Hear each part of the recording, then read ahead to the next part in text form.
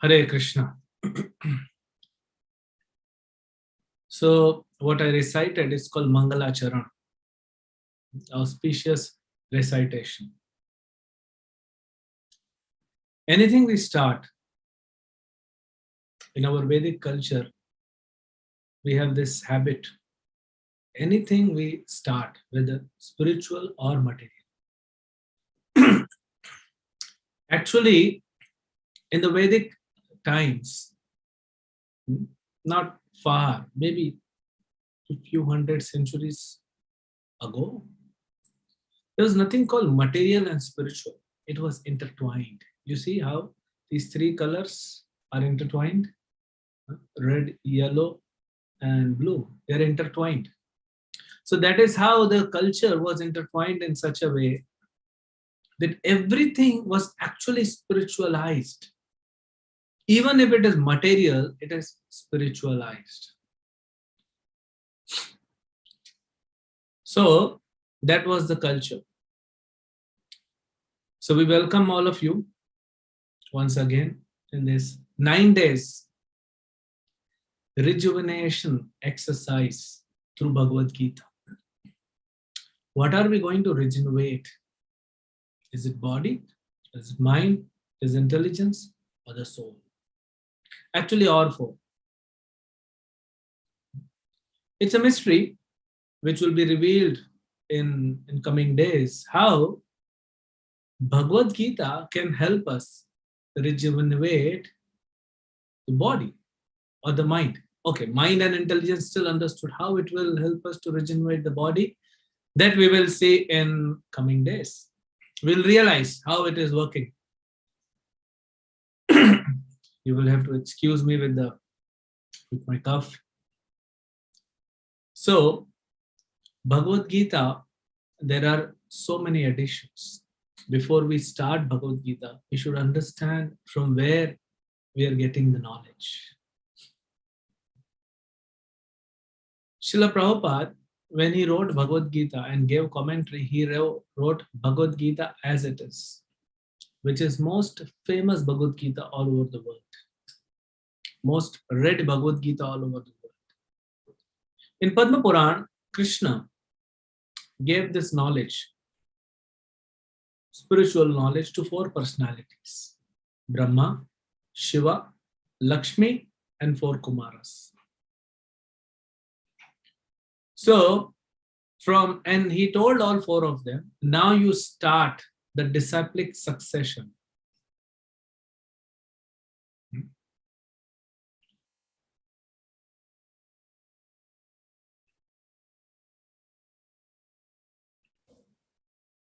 So now you start the disciplic succession of giving this knowledge to all over the universe. So Brahma gave knowledge to Narada and to Vyasa, and it came down. So this is called Brahma Sampradaya. Shivaji gave knowledge, and it's called Rudra Sampradaya. Lakshmi ji gave knowledge, and it is called Shri Sampradaya. And four Kumaras, the sons, the first sons of Brahma, four sons, they gave knowledge in Parampara, and that is called Kumar Sampradaya. So we, iskcon, as an organization, as an institution, we belong to Brahma Madhva Gaudiya Sampradaya.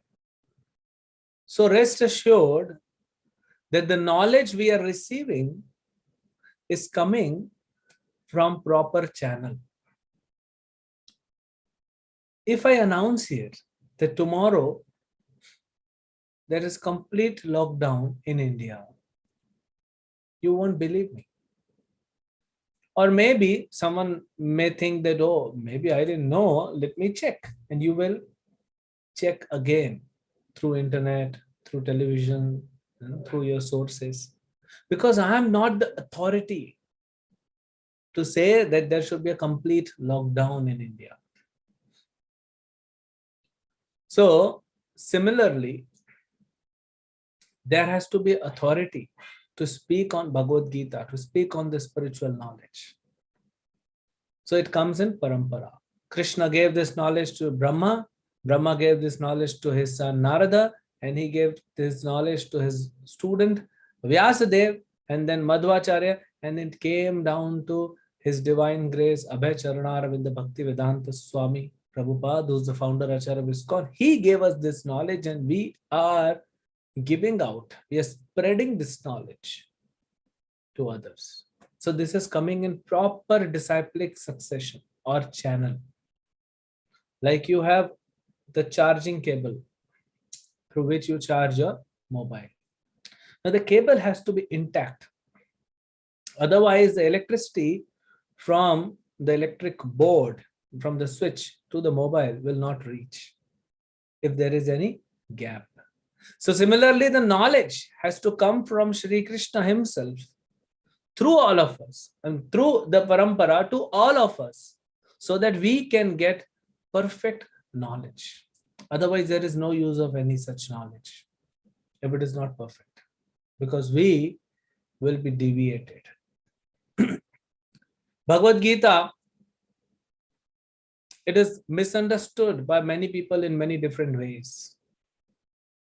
Maybe whoever will, come with us through this journey of 9 days will realize Bhagavad Gita is the most practical book everyone must have, must read, must understand and apply in their life. Whether you are a student, you are a professional, you're a businessman, you are a housewife, whoever you are, you're a politician, scientist, anyone you are, this Bhagavad Gita is for everyone. So some glimpses we will see today, and in coming days we'll see more. So I have with 9 days, 18 chapters, so we'll take few selected verses and the flow of every chapter. So 2 chapters we'll cover in 1 day, so that the flow is clear, how the chapters are flowing, how the content is flowing, and we will see how to apply these important concepts from Bhagavad Gita in our life. So let us start. So all of you know the history, how, I'll not get into much detail. Mahabharata war was declared, all the history. Maybe for that another episode is required. And Mahabharata war, when Kurukshetra war is declared, there's one side, Pandavas and their army and their allies, and there is Duryodhana and allies and their own army. So that is how they come. Now they are face to face in the holy land of Kurukshetra. And Sanjay, who's disciple of Vyasadeva, he has received from Vyasadeva the blessings that he can see what is going on in the entire battlefield, and he narrates everything to Dhritarashtra. So the Bhagavad Gita starts with the question of Dhritarashtra to Sanjay, and Sanjay replies, and the conversation of Sanjay and Dhritarashtra, and between them, within that conversation comes the conversation of Shri Krishna and Arjuna. And everything was written down by Sri Vyasadeva, and it is compiled. When he compiled Mahabharata, this Bhagavad Gita is situated in Mahabharata, these 18 chapters. So let us see the first verse. Very important. Dhritarashtrovacha dharmakshetre kurukshetre samavetayojutsavah mamakaha pandavaschaiva kimmakurvata Sanjaya. Dhritarashtra said, O Sanjay, after my sons and sons of Pandu assembled in the place of pilgrimage at Kurukshetra, desiring to fight, what did they do? Now, if you see this question, someone will ask why this question is being asked. I mean, in cricket, what happened? 2 teams come, teams are assembled, audience is there, and 2 captains. They come and they toss. Whoever will win, they'll select either batting or bowling. So then after that, if someone puts a question, now what did they do? They played the match. So why apparently not so very intelligent question is being posed by Dhritarashtra, who was intelligent, even though he was attached, but he was intelligent. So what is the meaning of this? Dharma kshetre kurukshetre. In the land of Dharma kshetra, this Kurukshetra is a land of dharma. So what happened there? Samaveta Yuyutsava. Both have assembled. Who all? Mamaka Pandavas Cheva. So my and Pandu's son, my brother Pandu, his son have assembled and my sons have assembled. What did they do? So why Dhritarashtra is worried? Dhritarashtra being the king, actually he was not fit to be a king. And that is why he was never a king. He was a caretaker king. Pandu was the king. Maharaj Pandu left the kingdom, went to a forest with both of his wives, and then he eventually died there. So his son, Yudhishthir, and other 4 brothers, Yudhishthir should become the king. So till that time, Dhritarashtra was a caretaker king. Now he's worried. Dhritarashtra is worried because, you see, let us discuss something which happens in our life. Now, when we are born, we don't have absolutely anything apart from our own karma. We're naked. Nothing is there for us, but we have karma. It's a baggage of karma. Some good, some bad. Then we get our mother, we get our father, we get clothes, we get house, we get brothers, sisters, relatives, property. Yeah. Some children are born, as they say, with a silver spoon in their mouth. A lot of property. So then we get attached. A child is above the jat without any intelligence. But as he grows, as he becomes mature, he becomes attached to mother, to father, to siblings, to the house, to his own comfort. Everything is attached to. All of us get attached. Some of you may be watching this through your mobile. Some of you are using, maybe tablets, iPads. Some of you are using computers or laptops. If I come and take away that machine from you, you will not feel good. Not that you're missing lecture. That is separate. Okay, after the lecture, I come and take it. Because we are attached to it. Even though the mobile is only 6 months old, before 6 months, we didn't know that mobile didn't know us. But now we are attached. So that is how it happens. If you don't have anything, it's okay. But when you get, that is where one gets attached. And after that, parting from that object or from that person is difficult. Unless that person or that object is giving you pain. Unbearable, intolerable pain. Divorces. Why divorces are happening? Because the partner is now giving you trouble, or you are giving trouble to your partner, to the partner. So basically, otherwise there is so much of attachment. So Dhritarashtra, even though he's a caretaker king, he got attached. Dhritarashtra. The name itself suggests he's attached to his own kingdom in terms of ruling. There are many people who say, oh, I am a Desh Bhakta. Okay, that does not mean you have to be a prime minister or president of the country. You can still be ordinary man and ordinary citizen and can love your country and can serve your country. Dhritarashtra can do that. But Dhritarashtra is attached to being a king. Now, Dharma Kshetra, this word is very important because Pandu's son, Yudhishthir, and other four brothers have always followed Dharma. They have always performed the acts which are as per the codes of scriptures. So, definitely, as you sow, so shall you reap. So they have always followed dharma, and this is dharma kshetra. So Dhritarashtra is worried that this dharma kshetra will support dharma. That means Yudhishthira and the party, and will not support Duryodhana and the party who are not following dharma, who are against dharma, who are cheaters, who are swindlers. So that is why he is worried that what if Duryodhana loses the war? What if Duryodhana compromises and gives half of the kingdom? Because Dhritarashtra is so attached from last almost 100 years being the king, so he wants to be king of the entire planet.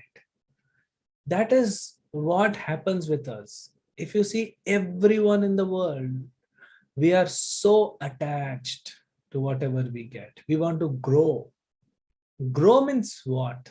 Grow not necessarily means no one is talking about growing in knowledge. Nobody is talking in growing in knowledge. People are talking in growing in position, in power, in influence. Because money gives you that power and influence. Position gives you that power and influence. So every one of us are actually hankering for that. You know why? Krishna speaks in Bhagavad-Gita in the 15th chapter, Mame Vamsha Jiva Loke Jiva Bhuta Sanatana. We all are part and parcel of Sri Krishna. And Sri Krishna is the supreme controller. And we, being his, part and parcel, being his amsha, have that nature. But only problem is we have this, perverted reflection of controlling power or controlling nature. We want to control. We are servants, but we want to control. Imagine if this finger says, I want to control entire Chakravarti. Is it possible? And if this finger says, no, I want to control you. Otherwise, nothing doing. So then I will have to separate this finger from my body and keep it aside. What will happen to this? Useless. So the part becomes useless without the whole.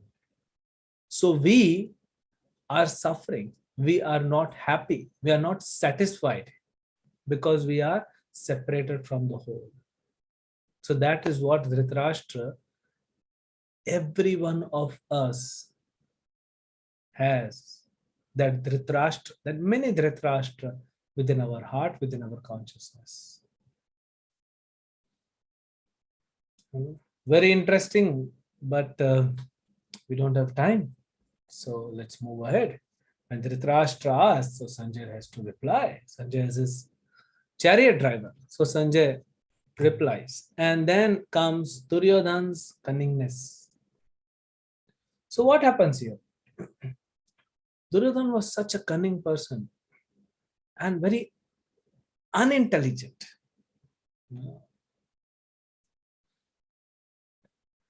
I don't want to use this word, but he was an idiot. And that is how people are in the world. Krishna said to Duryodhana, give 5 villages to 5 brothers. An entire planet is yours. He was such a foolish guy. He said, no, I'm not giving. If he would have given 5 villages, imagine he would have become king of entire planet. But that happens. When you think you are the supreme authority and nobody can defeat you and nobody is above you, that is when it happens. In Sanskrit, they say, Vinash kale viparit buddhi. The mind, the intelligence will not function in a proper direction. And that is where that person is heading towards destruction. So here he is so cunning that how he deals, if you read this Bhagavad Gita, this section from text 2 till text 13, you will see how Duryodhana is dealing with Bhishma, dealing with Drona and others, how he's trying to psychologically influence them with caution. So that cunningness is required. One, if someone is, having a big business empire or an empire to rule over, then that shrewdness is required. But that shrewdness, that intelligence has to be purified by Bhagavad Gita. Otherwise, what is the use of Duryodhana being cunning when he will lose everything because of his cunningness? Now, Bhagavad Gita tells us some signs, informs us some signs of victory, which will show that how Pandavas will come victorious in the war. That's the result. So the match of this Kurukshetra war is fixed. Why? Because Krishna is with Pandavas. And Krishna gave option. One side is my army, one side I am, without any weapon. But Krishna is Krishna. So there are other signs also. First and the foremost, Krishna is personally present. Who can defeat the Supreme Creator, the Supreme Lord, the Supreme God? Who can defeat? Nobody. No one has power in the entire creation to come even near to Krishna in terms of matching the power. How can someone defeat? Duryodhana did not understand. Arjuna understood this. That's why Arjuna got Krishna on his side. It is said in one of the shlokas, in one of the verses, Madhava. Arjuna addressed, or Krishna is addressed as Madhava. Madhava means husband of goddess of fortune. Goddess of fortune means Lakshmi ji. So husband of Lakshmi is also called Madhava. Now where Lakshmi's husband is present and Lakshmi is a chaste wife, so wife will be present. So if Lakshmi is present because of Krishna, how can there be inauspiciousness on the side of Pandavas then where the all auspicious goddess of fortune personally present? So people are running in this world behind money, but they should understand they should run behind Krishna, because Krishna is so attractive that Lakshmi, unlimited Lakshmis, they want to serve Krishna. Then you have Hanuman on the flag. Kapit Dwajaha.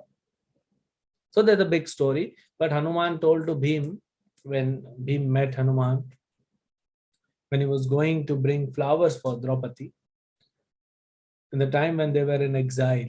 So Hanuman promised that I will come to fight, to support you brothers, and I will be situated on the flag of Arjuna. And with all my might and strength, I will support you. So Ram, who is Krishna, and Hanuman, so Ram and Hanuman already had won the battle with Ravana, which was much more fierce than this battle. Then you have the chariot of Arjuna is given by Agni. So it is, heavenly chariot, so given by demigod. And Agni means fire, which actually destroys everything inauspicious. If you have a lot of, garbage, how you clean it? Just put fire. Everything will be cleaned. So Agni is the most purifying. It's the most pure element in this world, in this entire universe. Then you have Dharmakshetra, which we have already discussed, and then you have Krishna and Arjuna's conch shells, transcendental conch shells. All the five Pandavas and Krishna, their conch shells are not ordinary, especially Krishna's conch shell is not ordinary because Krishna is not ordinary. So that is how it goes. So as they say, na, if who will win the match? Look for the statistics, the data, and before the any match starts, cricket or football or anything, there's statistics there, and there is estimate. Okay, this team will win or this team will win. How the figures, the data is presented. So similarly, we get science here. So what we understand for practical application is if Krishna is with us, then nobody can defeat you.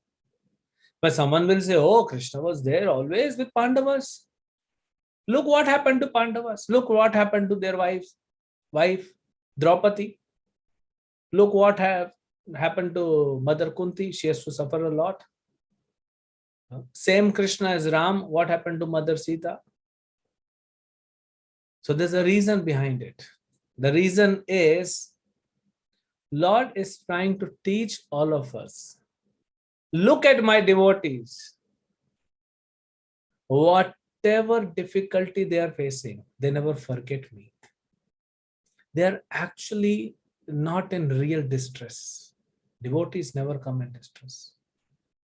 It's only apparent. Like in the movies, you see someone becoming a villain.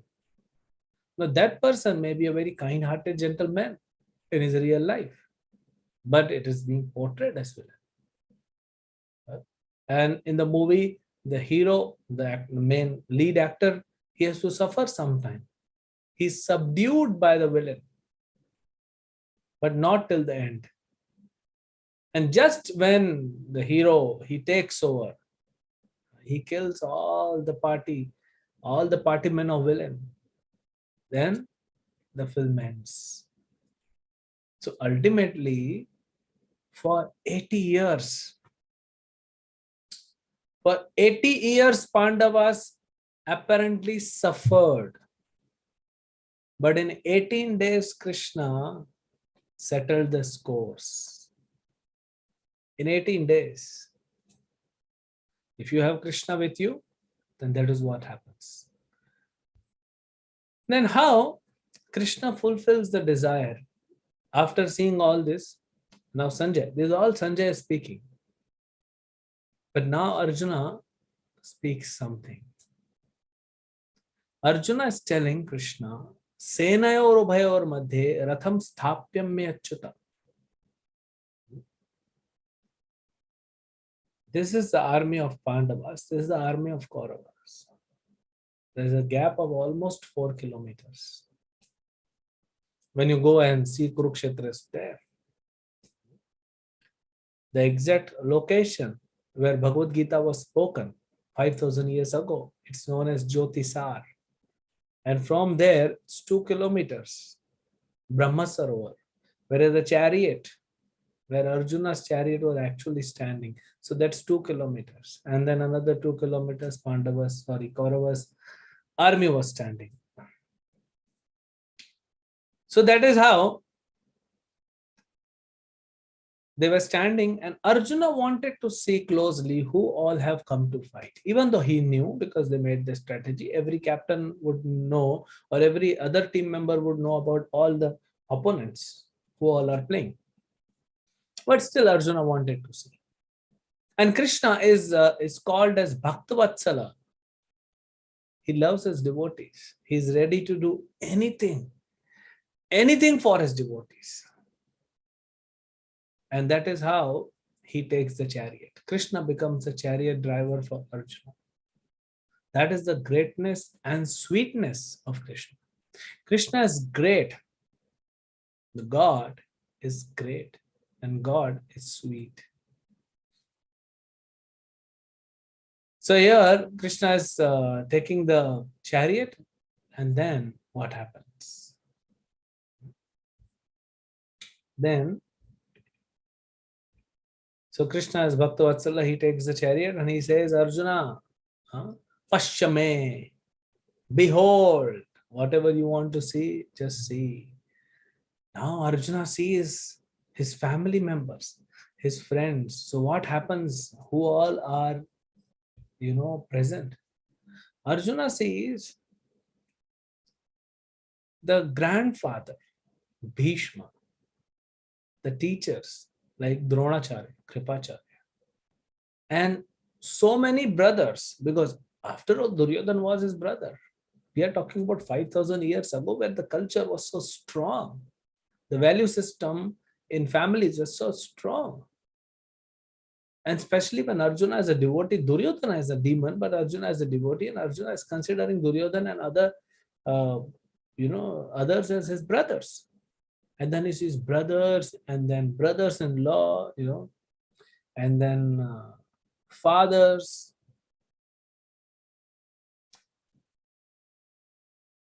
See, if you go to your childhood, if someone has stayed in a joint family, so uncle is also respected as father. Whether it is maternal uncle, whether it is paternal uncle, whether it is neighbor, everyone is respected, on an equal level as father.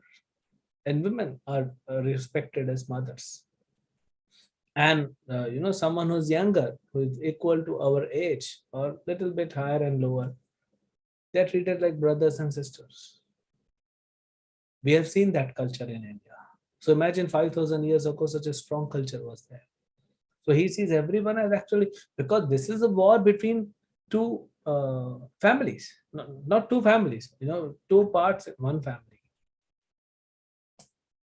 Dhritarashtra, Pandu being brothers, and their children are fighting. So what will happen? Imagine your situation if you are given a machine gun and all your family members are standing who have cheated you. They're standing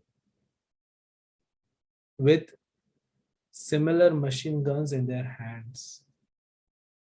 And you all have come there to fight. It's not easy. Let us bring this concept in our life. Whether be it job or education or in the house, we face similar situations where we do not know what am I supposed to do. You think that let me do, this, but there's so much emotional pressure. Every one of us at some point or the other, or very frequently, face emotional pressure in our life. Sometimes this emotional pressure becomes so tremendous, so powerful, so overwhelming that people, they leave that place, they take up to intoxications, drugs, smoking, drinking, or they just go out, they fight, they abuse each other. And if it goes beyond that, then either that person commits suicide or kills other person. It's the emotional pressure which is building within the body. In this world, the most painful situation is these emotions.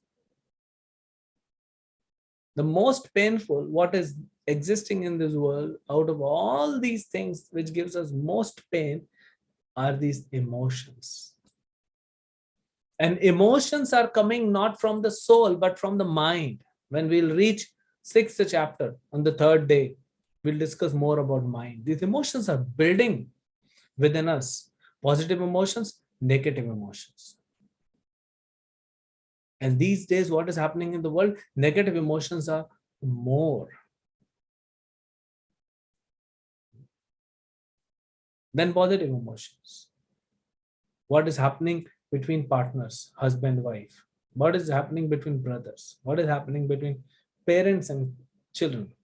What's happening between friends? What is happening between peers? What is happening between two classmates? So much of emotion, so much of emotional turmoil is taking place. How do we deal with that? That is the time when we become weak and we are not able to do what we are supposed to do as prescribed by the scriptures, as prescribed by dharma. Then we do what is easier. Arjuna will take initially the easier path, but Krishna will not allow him to do so. Krishna will tell him, even though this path, Arjuna, you want to select is easier, but this is not what you should be doing. You should be doing what you're supposed to do. Like, mask. Tell me who in the world likes to wear mask? If any one of you really are interested and you love to wear mask, you would be wearing mask on the Zoom session also. Nobody likes to. It's artificial imposition, but that's required.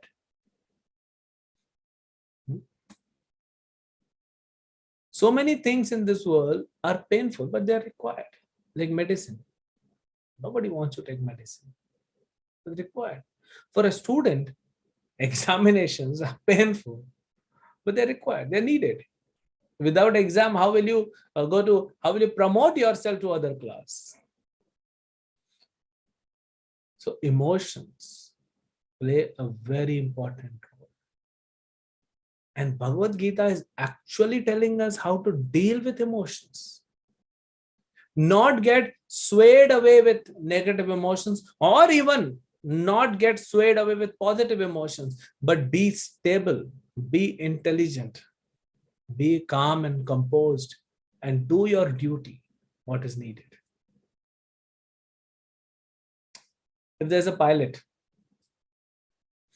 he is flying the aircraft, taking the flight from Mumbai to New York. It's a long journey, 16 hours journey. Flying over through the oceans. And suddenly, he gets a news that his wife has delivered a very beautiful baby girl. Then all his emotions, so overwhelming emotions, very positive, but very overwhelming. Oh, I've become a father. I'm so happy. Yeah. And then imagine if he is not able to control the aircraft. What will happen? 330 passengers sitting inside and maybe 10 or 12 members of crew. It's a dangerous situation. Similarly, if a negative news comes, again, it's a dangerous situation. So whether positive or negative, emotions are overwhelming and we need to control our emotions. And there's a way to do it. Proper way. And that's what. Let's see how Arjuna is, venting out his emotions, and then we'll see how to deal with it. So Arjuna is now, after seeing all this, he does not want to fight. So Arjuna gives 5 arguments for not fighting. Compassion. Arjuna is telling, let us have compassion. Why should we fight?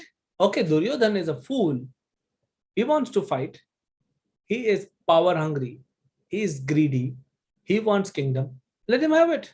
I'll not fight. Let him enjoy.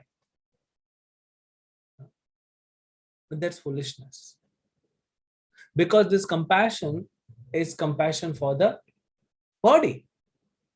If you are an expert swimmer and you are just strolling with your friends on the beach and you see someone is drowning and crying out for help, help, help, and then you go and swim, like half a mile inside the ocean, and then you bring the hat and the jacket of that person. And then you come and you say, "Ah, finally, I saved the man." No, you didn't save the man. The man has drowned and died. What you saved is only the coat and the hat. That's what you saved. So Arjuna's compassion is a bodily conception. What we need is a spiritual compassion. Then second reason, he says enjoyment. Arjuna is thinking, if I kill everyone, how will I enjoy? See, today also, can you imagine? Suppose tomorrow is your birthday and you have a lot of money, and then you celebrate the birthday in a five-star hotel, but nobody's there. You are alone there, you are bringing the cake, you put the candle, and you sing happy birthday to me. Nobody's there. Will you really enjoy? Yes, entire cake is yours. You can eat entire cake. But will you really enjoy? No. You need people, you need friends, you need families, you need family members, you need relatives to enjoy. How can you enjoy? So Arjuna is saying, if everyone is killed, what is the use of, achieving this kingdom? Everyone will be killed. I will not be able to enjoy. So that is the second reason he says. And third reason or argument, sinful reactions. Arjuna is saying, what if I'm killing my guru, Dronacharya, I'm killing my grandfather, I'm killing my brothers, I'll go to hell. By killing my own people, by killing my own seniors, I'll go to hell. I don't want all these sinful reactions coming on to me. So that is why I'll not fight. So that third. And the fourth reason is destruction of dynasty. Very, very important today. Arjuna is saying, if all the men will be killed on the battlefield, the women will be unprotected, and unprotected women will be either contaminated by other men, or they will get swayed away. And what will be produced, the progeny from this sinful act, that's called Varna Shankar. So what happens? All the people who take birth without this concept of Garbhadhan Sanskar is actually in mode of ignorance or passion. Very deep, very interesting, very scientific process. I don't have much time to explain. Otherwise, I would have explained what is child marriage and what is the concept, what is the Vedic concept behind child marriage. There's nothing called child marriage. It's marriage at the right age. Similarly, there is Garbhadhan Sanskar. And Arjuna is saying that because all the men will be killed, wives, all the women at home will be unprotected and they'll be contaminated. And the progeny coming from them, Kamsa. Kamsa's father was a very good man, Ugrasen, a very good king. But how he got son as Kamsa? So when Ugrasen's wife, she went to her, mother's home. She was on the terrace, and Asura, a demon called Gobi,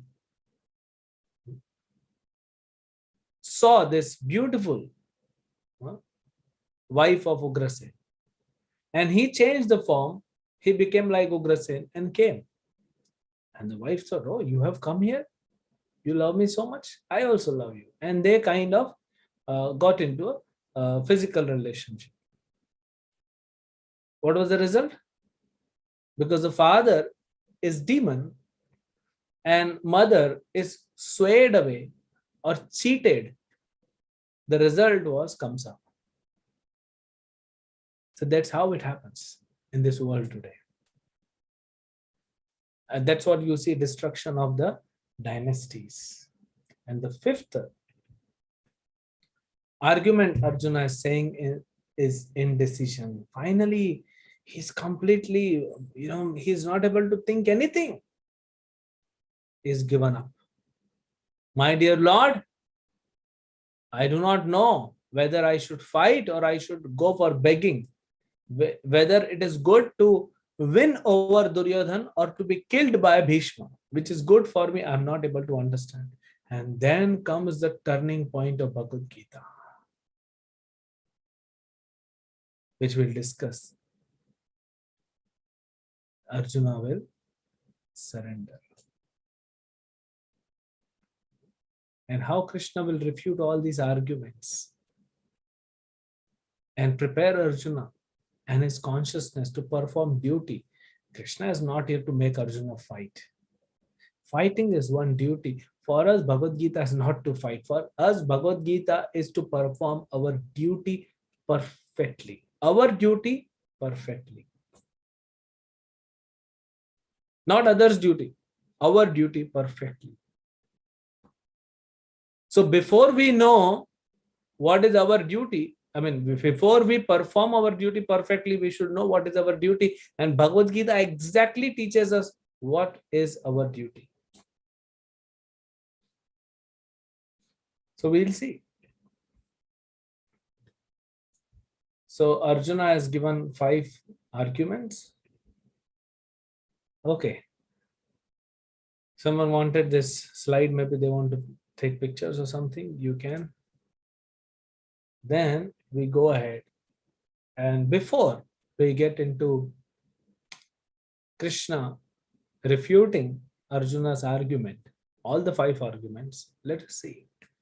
So Krishna, the Supreme Personality of Godhead. In Bhagavad Gita, the first time Krishna speaks is text 2 of chapter 2. Shri Bhagavan Uvacha. Why Vyasadev is writing Shri Bhagavan Uvacha? He said Sanjay Uvacha. He said Dhritarashtra Uvacha. He said Arjuna Uvacha. He should have said Krishna Uvacha or Shri Krishna Uvacha. Why Vyasadev is writing Shri Bhagavan Uvacha?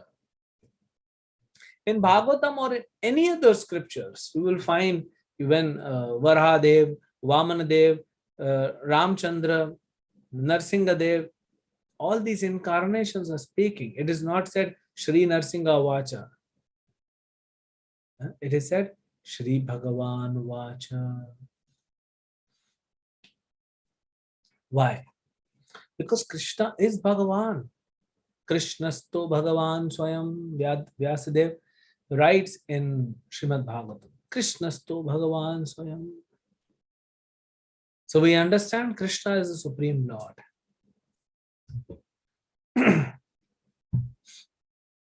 And that is why it is said Shri Bhagavan Uvacha, not Krishna Uvacha.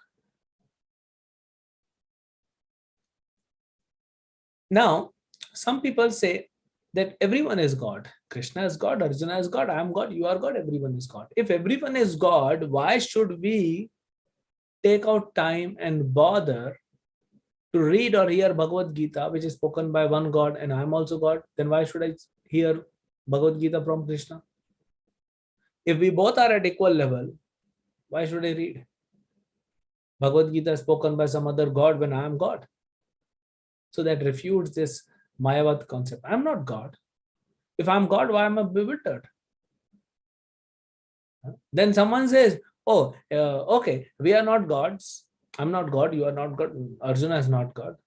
Krishna is also not God, or maybe Krishna is God, but when Krishna comes to this world, he becomes a normal human being. No. If Krishna is normal human being, again, there is no point in discussing about Bhagavad Gita, which is spoken by normal human being. Let us discuss something from Times of India. Why Bhagavad Gita?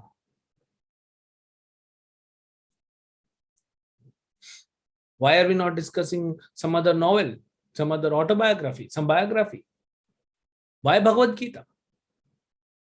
Why the entire world is crazy about Bhagavad-Gita? Because Bhagavad-Gita is spoken by Krishna. Krishna is not an ordinary human being. He is the Supreme Lord. He is the Supreme Creator. So, Shri Bhagavan Vacha. And now, Arjuna surrenders. So, when Arjuna was completely confused, the height of confusion. See, I'm sure every one of you would have faced this situation where you yourself are confused, still you are giving arguments why I shall not perform this act. But you, back of the mind, you're confused. Should I or shouldn't I? But just for the sake of arguing, for the sake of showing your so-called artificial knowledge or incomplete knowledge, you are arguing. Does this happen with us? Yes. Sometimes we just argue for the sake of arguing.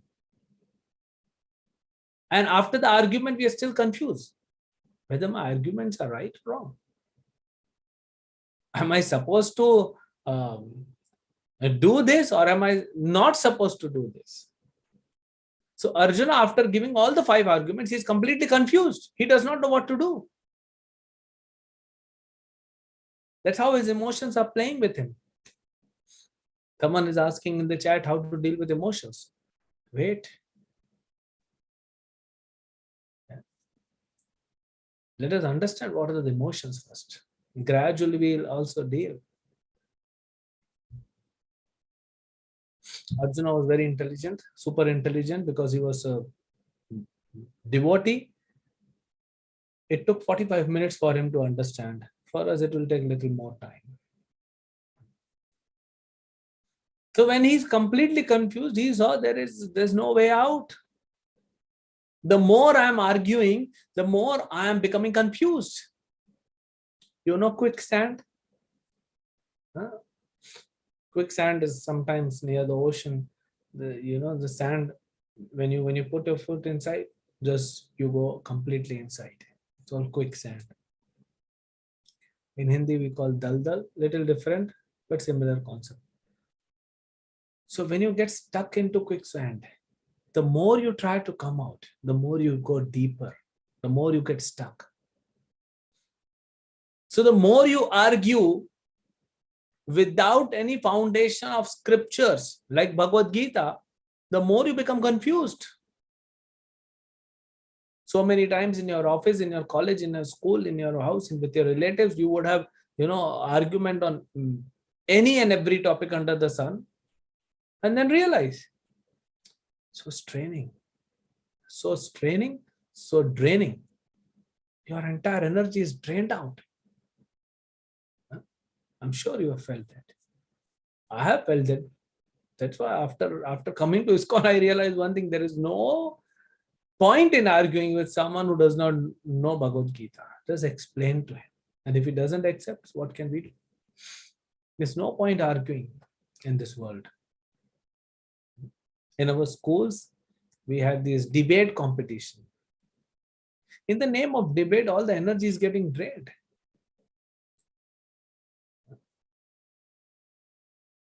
I don't know what is the purpose. The purpose is just communication. Purpose is just to check the knowledge, but it's very draining. So any discussion should be based on Bhagavad-Gita. So Arjuna finally comes to his senses. And what is that I cannot help myself? This is exactly we should be doing. When we know that I'm confused, I should surrender. Whom shall I surrender? We should surrender to Krishna. But Krishna is not present personally, or at least I cannot see. Then you surrender to Krishna's devotees. Krishna's words, Bhagavad Gita are there. You read. That is surrendering to Krishna. So Arjuna finally surrenders. And what he says,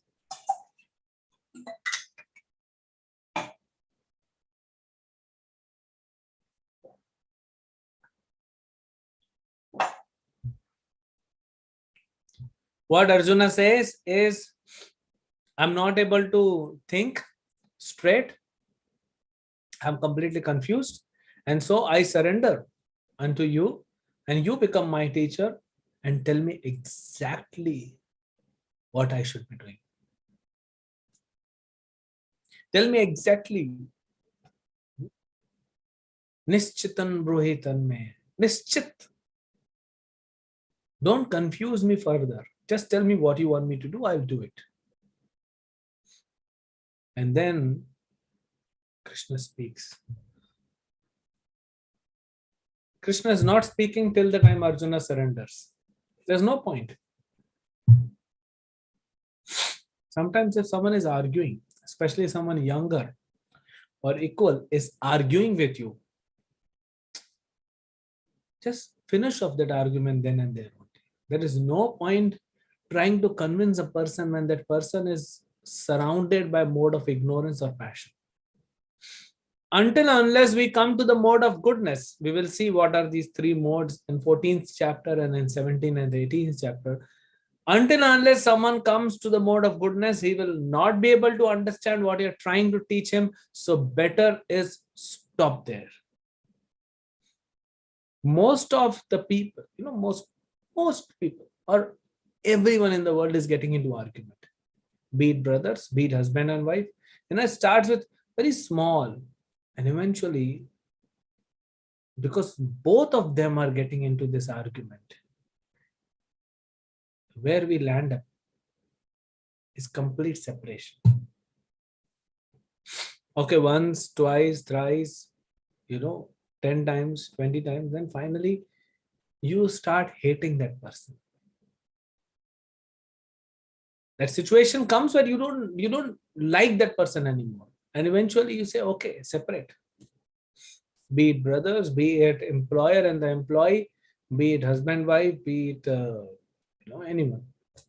It is separate. Son and father, too many arguments.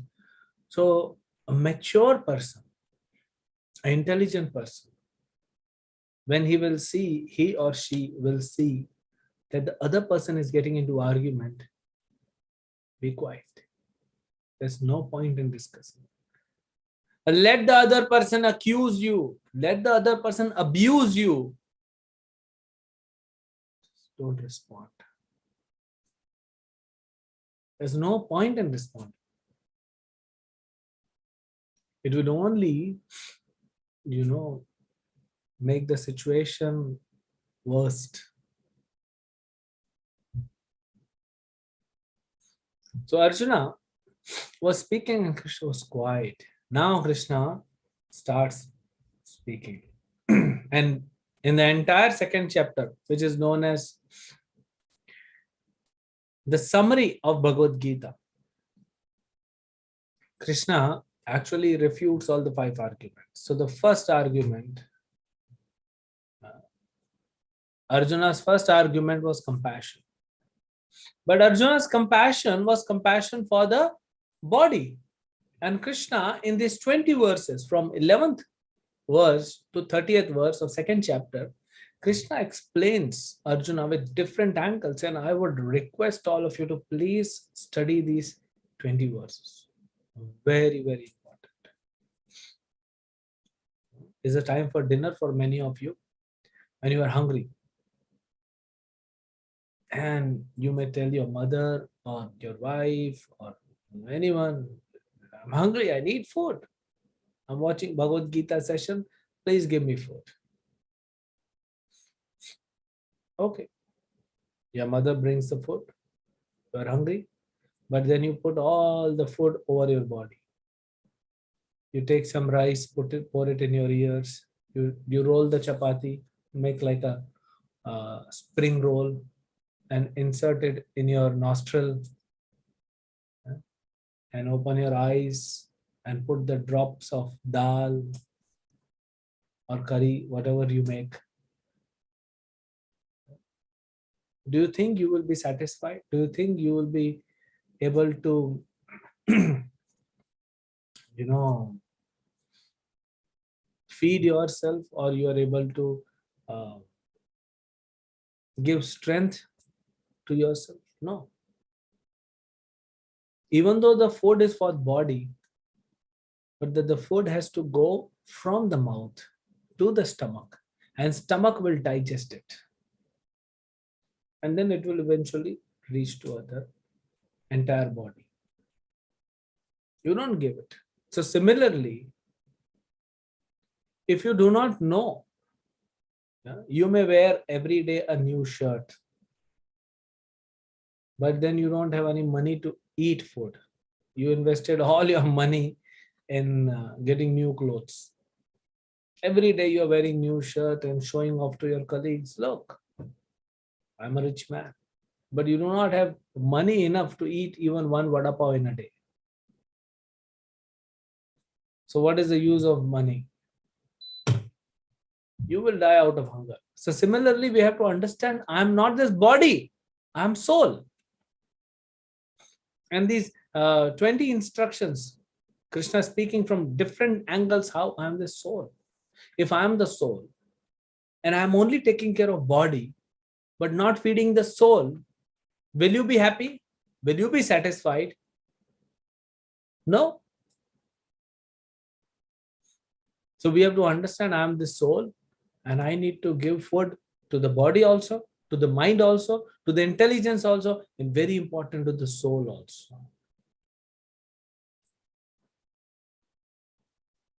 So Arjuna, even if you say that you don't want to fight because you are showing compassion to Bhishma and Drona and Duryodhana and others, you are showing compassion to their bodies. But body will anyways die. This body is not, it will not die, rather it is dead. This body is dead. If the soul, I am soul, and there is Paramatma, super soul. And if soul and super soul leaves the body is termed as dead. But the body is already dead. Body is already dead. Why the body is growing or responding, or heart is beating, lungs are functioning, liver is functioning, digestive system? Because there is soul inside the body. The soul leaves, the body is dead. So we have to understand, we are not this body. So body is anyways dead. So if you want to show compassion, Arjuna, show compassion for the soul. And first and foremost, charity begins at home. Show compassion to your own soul by performing the prescribed duties which are prescribed by Krishna himself. Doctor gives you prescription. What is this prescription? It's the prescribed medicines.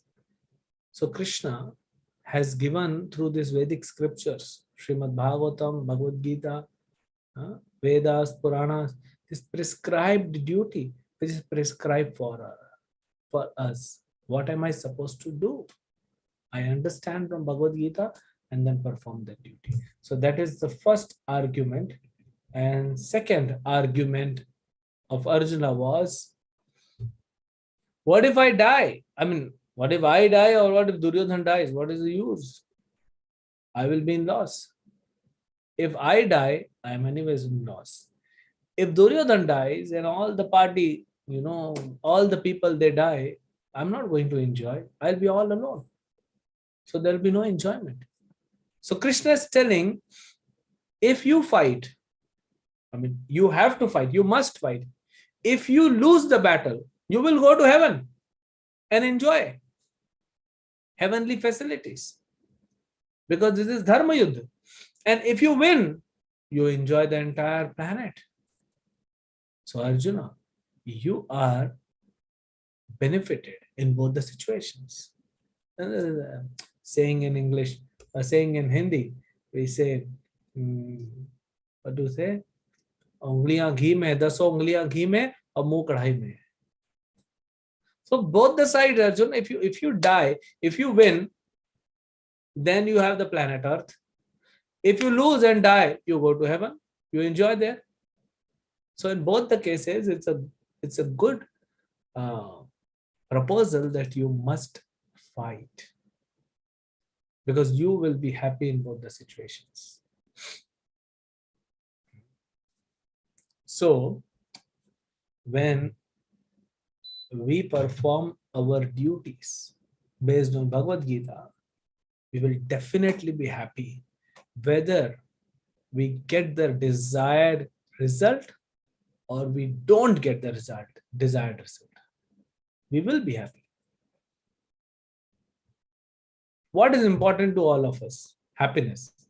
What is it everyone in the world is looking? Happiness. Be it human beings, be it birds, be it reptiles, be it animals, be it virus.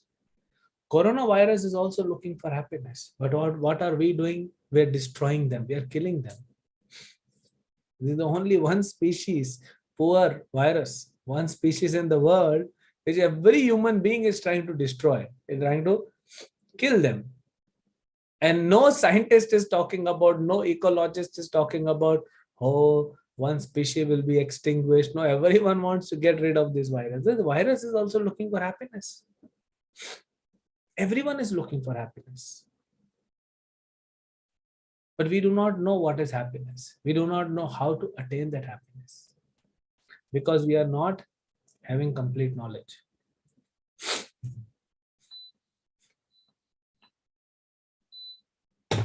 We are not having knowledge. That is why we need knowledge. Once we get knowledge, we will be able to attain that happiness and satisfaction.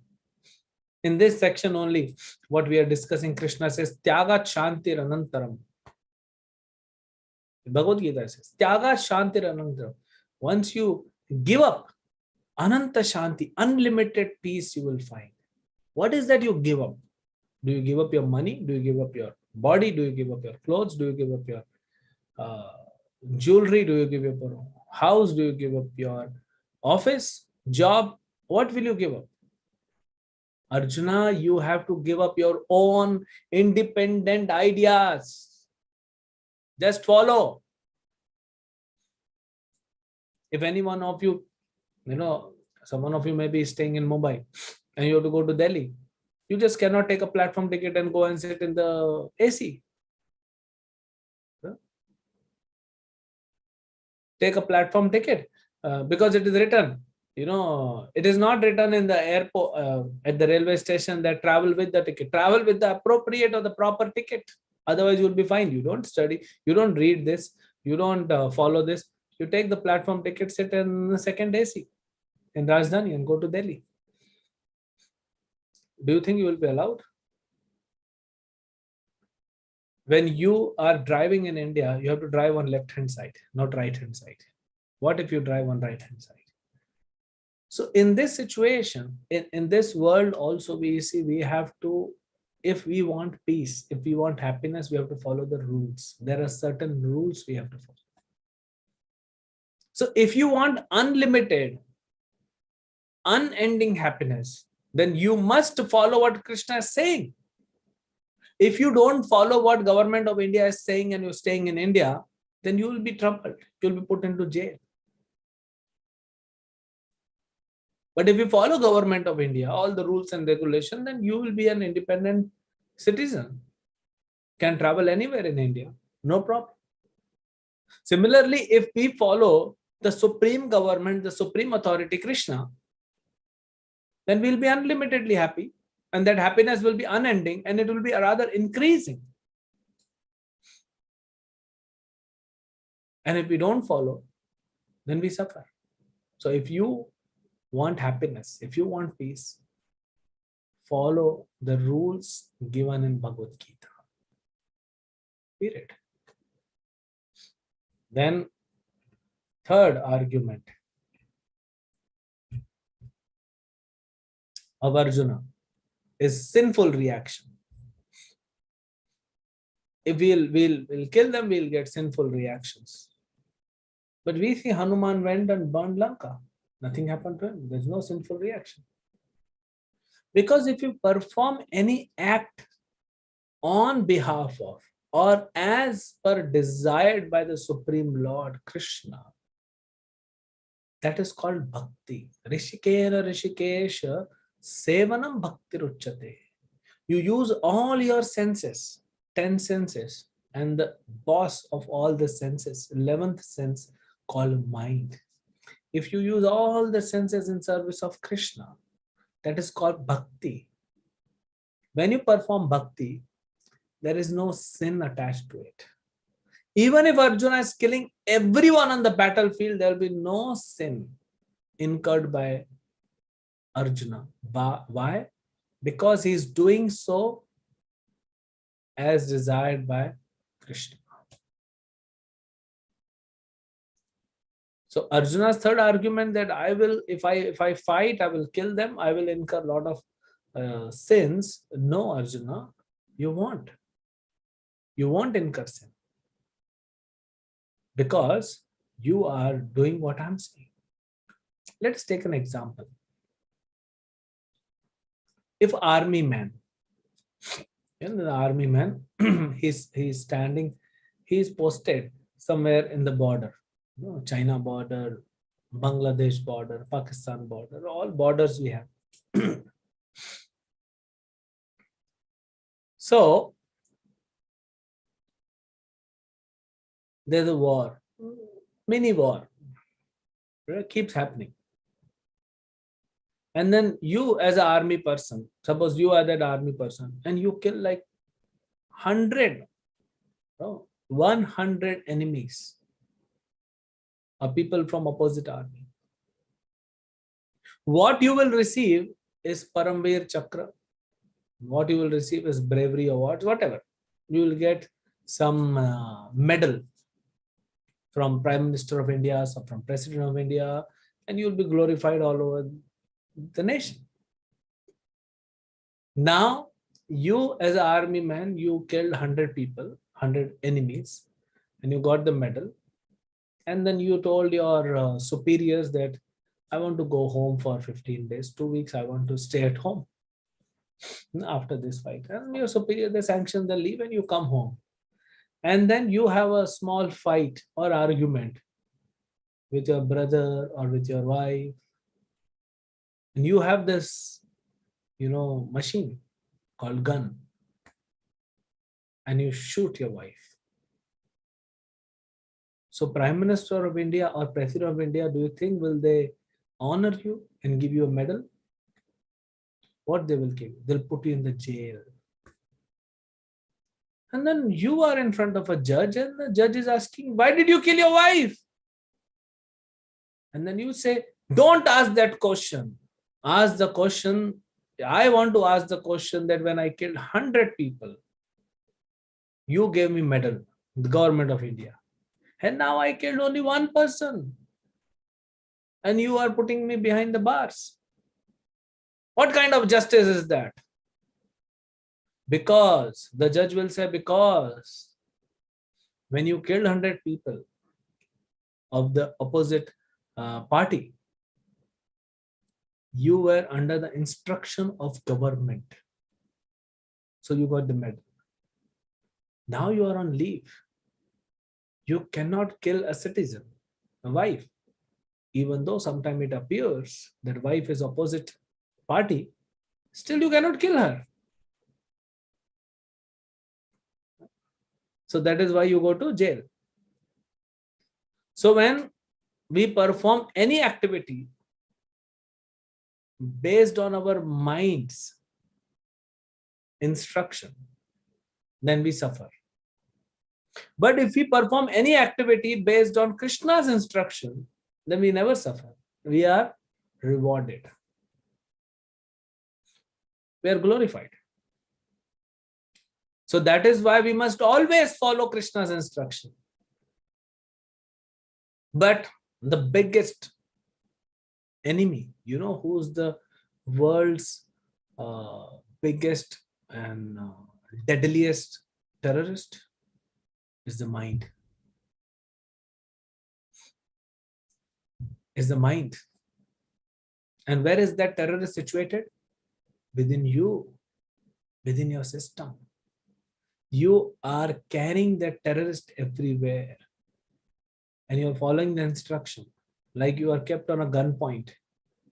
So the soul controlled by mind is kept on a gunpoint, and then mind says do this and you're doing that. Anyone who follows the mind, when mind is uncontrolled, when mind is impure, will suffer.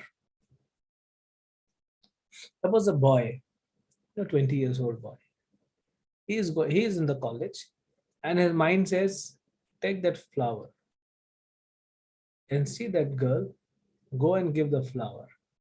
If she accepts the flower, kiss her. If she doesn't accept the flower, kick her. In both the cases, you will be thrashed by public.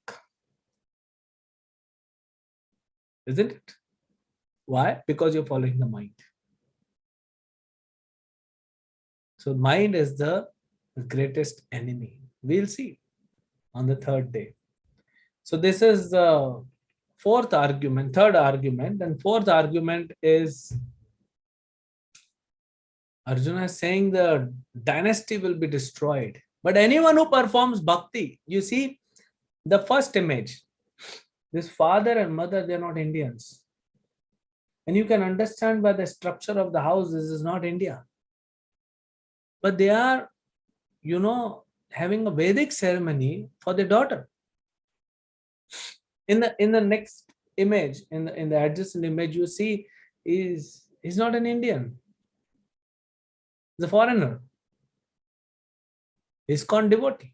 And he's teaching his son how to wear a dhoti. So anyone who performs bhakti, Arjuna, you are not killing out of your own whim. You're not following your mind. You're following me. I'm telling you to kill them. I'm telling you to fight. And fighting means killing. And that is bhakti, because you are under my instruction. So while performing bhakti, or by performance of bhakti, you will never incur sin, and you will never see there is a destruction of dynasty. Rather, everything flourishes. Now Duryodhana is saying the dynasty will be, Arjuna is saying there is destruction of dynasty. Duryodhana was a prince, not yet king. He never became a king. Unfortunately, he never sat on the throne of a king, and he has to be, he is killed. So Duryodhana is a prince, and Yudhishthir is king of Indraprasth.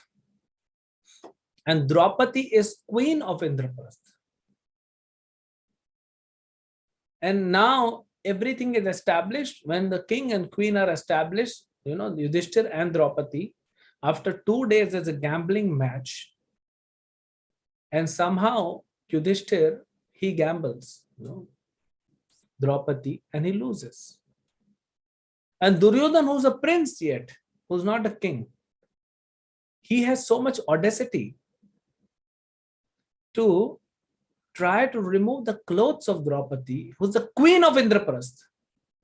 What will Duryodhana do to the common public if he becomes the king, or even if he is not the king? He will destroy the world. And that is why, because he is about to destroy the world, Krishna had to destroy him. He's not personal enemy of Krishna. Nobody is enemy of Krishna. Krishna is friend of everyone. Krishna is friend of everyone. Nobody is Krishna's enemy. Here we see Duryodhana has to be killed, because Duryodhana is actually destroying the world. So when anyone follows bhakti, the dynasties are delivered, not destroyed. If any one of you perform bhakti, your mother, your father, your maternal grandmother and maternal grandfather, your paternal grandmother and paternal grandfather, and go up like that. 21 generations of your family, if you become a devotee, 21 generations of a family will be delivered from this hellish world, and they will be awarded facility to go to spiritual world. You will not even know the name of your 21 generations.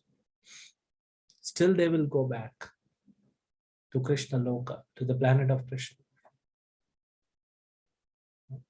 That's bhakti. And then fifth argument, the last, is Arjuna is having indecisiveness. He's not able to decide. Here Krishna is saying, Vyavasayatmika buddhir ekah kurunandana bahushakhayanantascha buddhayo vyavasayinam. Vyavasayatmika buddhi. Those who are on this path are resolute in purpose. Which is that path? Path of bhakti. Anyone who follows me, they are resolute in their purpose. And their aim is one. Ekaha kurunandana. But the intelligence of those who are irresolute is many branched. One who does not follow my instruction, one who is not on the path of bhakti, his intelligence is many branched. What is this many branched? And what is Ekaha Kurunandana? Goal is clear. If I ask you how many of you are confused about what to do in life, every one of us. Every one of us. That's many branched. Sometimes you want to become like this, sometimes you want to go in this direction, sometimes all the youngsters, when the age is there to go and play, they are thinking, I have to become a doctor. I'll become a doctor. Now I have decided I'll become a doctor. And after 1 hour, no. He will see some movie where he see some army people. And no, I'll become the army man and I will protect my nation. Day in, day out.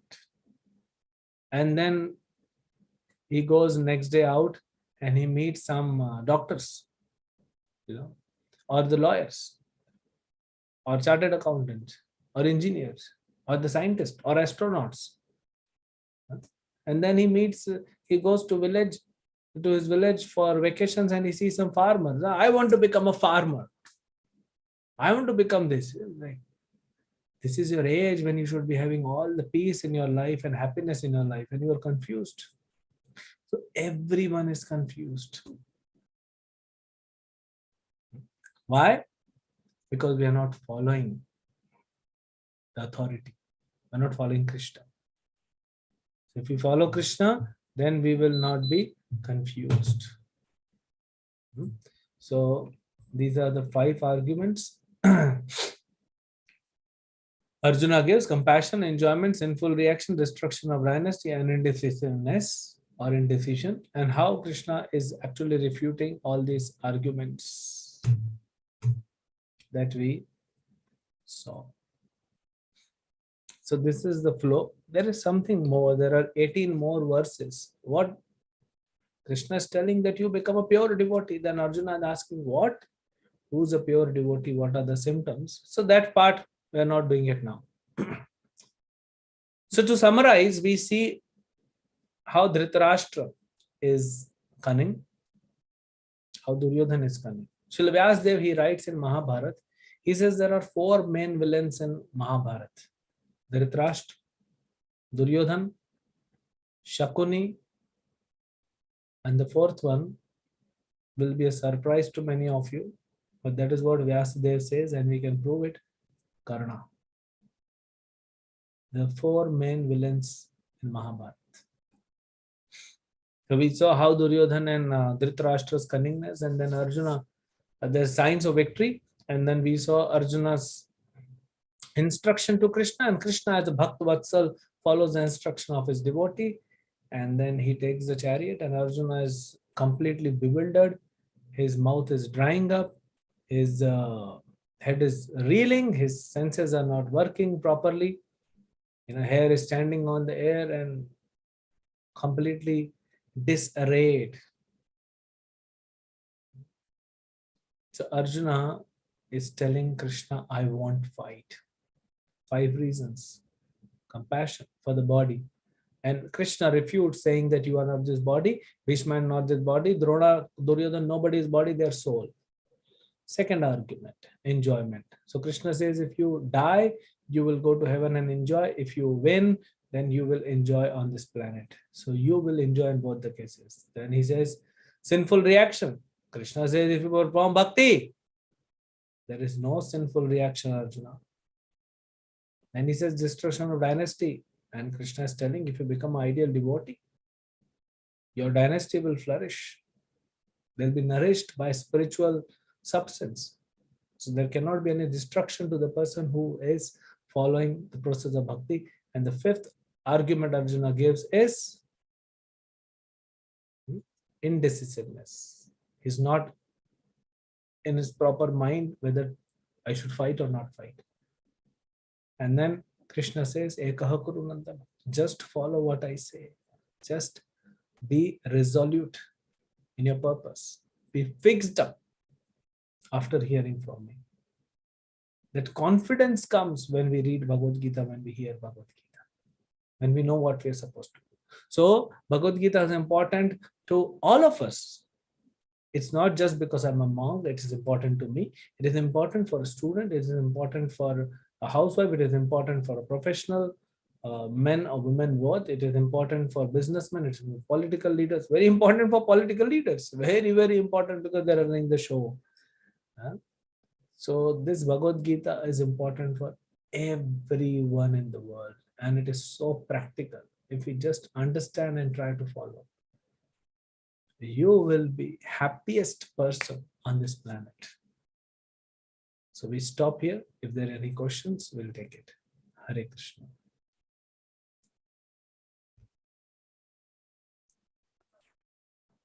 Hare Krishna. Thank you so much, Prabhuji. Anyone has any question, they can raise their hands and we'll allow them to unmute. So, Asa Mataji has question. Please ask your question.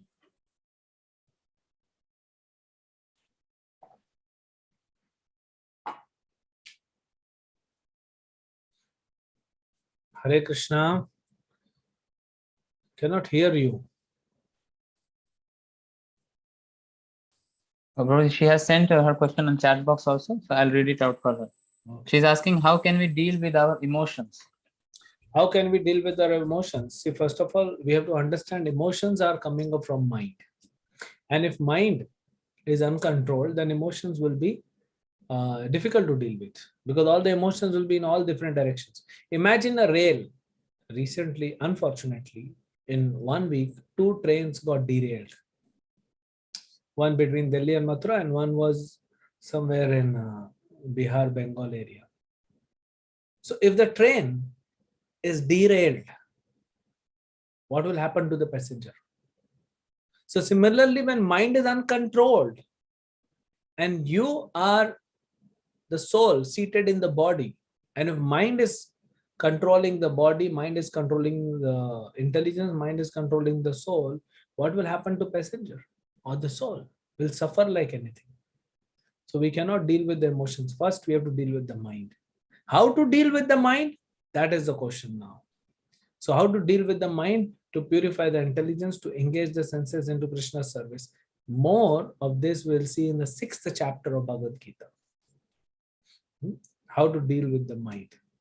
So the senses are engaged in Krishna's service. Intelligence is purified by reading Bhagavad-Gita. Mind will be automatically focused and will be controlled. You're not supposed to listen to your mind. You take decision from intelligence, not from your mind. Mera dil keh raha hai. Please don't listen to what your dil is saying.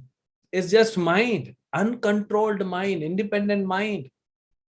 My heart is saying, oh, I must fly from Bombay to New York without any ticket. Okay, just try it. My mind is saying I should, there was one crazy person. The flight, the aircraft is already in, 12 kilometers above the sea level. And this crazy person is trying to open the emergency door. Someone saw this foolish person opening the emergency door. He grabbed him. Imagine what would have happened. 180 passengers, 12 kilometers above the sea level, and emergency door is open. What will happen to the aircraft? Why he's crazy? Because his mind is uncontrolled. So all of us are somewhat crazy because our mind is uncontrolled. So we need to control the mind. And that will happen when intelligence is purified, intelligence is given power, intelligence will control the mind. And intelligence gets the power, and intelligence is purified when we understand the instructions of Krishna. And more of this mechanism we'll see in the 6th chapter of Bhagavad-Gita. Next question.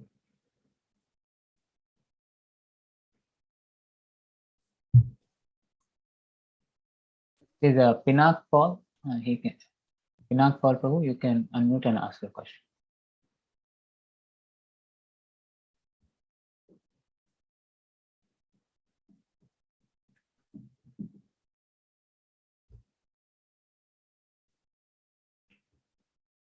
Maybe you can take. So there are several messages in chat box also. Pinak has sent his question in chat box also. So his question is what to do if we are not able to take decisions. What Arjuna did when he's not able to take decision, he surrendered to Krishna. So I told you, either you surrender to Krishna or you surrender to his devotees. They are same. So you need a guru, a spiritual guru in the bona fide disciplic succession. So then he will guide you how to take decision. Next. Jatin Sharma Prabhu, please ask your question.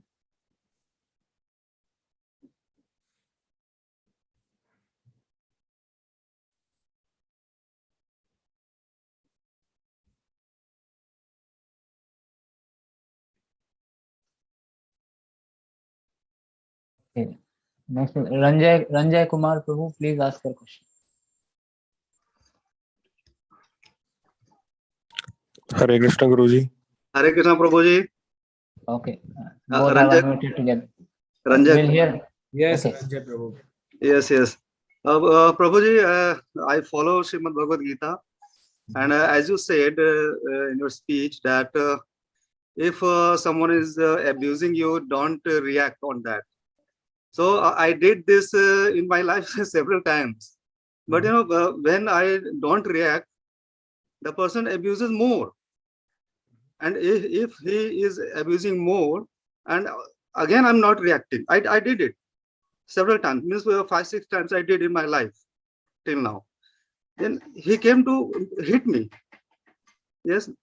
And when it happened, then another time when a person came to abuse, means I was going through bike, and accidentally by mistake that my bike hit to that car very slowly, but the driver came, hey, why do you like doing this? He started abusing.